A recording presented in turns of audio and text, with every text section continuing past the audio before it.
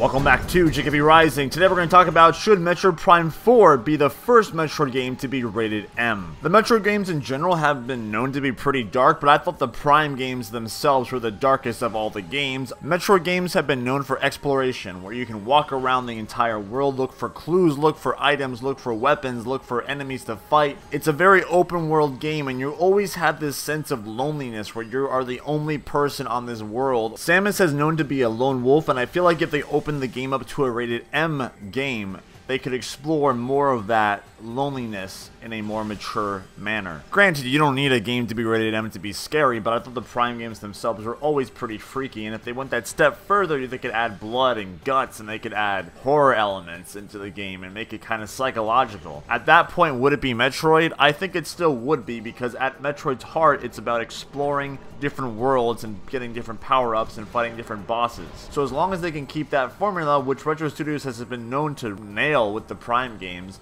I think opening up Metroid Prime to a rated M would be a great idea. This could bring more people to the Nintendo Switch. It could have more diversity on the console, which is always a good thing. It's not just for kids, it's not just for young adults, it's for everybody. People who want to have that serious type of game, that psychological, mature rated game. Metroid Prime 4 could fill that gap. Not to mention, there wouldn't be any restrictions on Prime 4. They wouldn't have to cater to a certain audience. The developers wouldn't have to worry about, oh no, we can't do this because that's too offensive or that's too dark for people to play this game. I feel like if they had a rated M, they could literally do anything they want. I think Metroid Prime 2 is the darkest of the trilogy. It's a classic battle of light versus dark. Dark Samus is a great example of the horror elements that could be present in a Metroid Prime 4 game. And honestly, every time I fought Dark Samus, I was terrified as a kid. She freaked me the fuck out. Another good way to introduce a horror element into a Metroid game is to have something like in the Outlast games, where you have an enemy that's constantly chasing you and you can't defeat it, you have to run away. While that would kind of diminish the purpose of Samus herself, maybe she fights a boss that she just simply cannot beat at this time, and she has to run away as a strategic element to defeat the boss later on. And to me, that's like the most freakiest part. I hate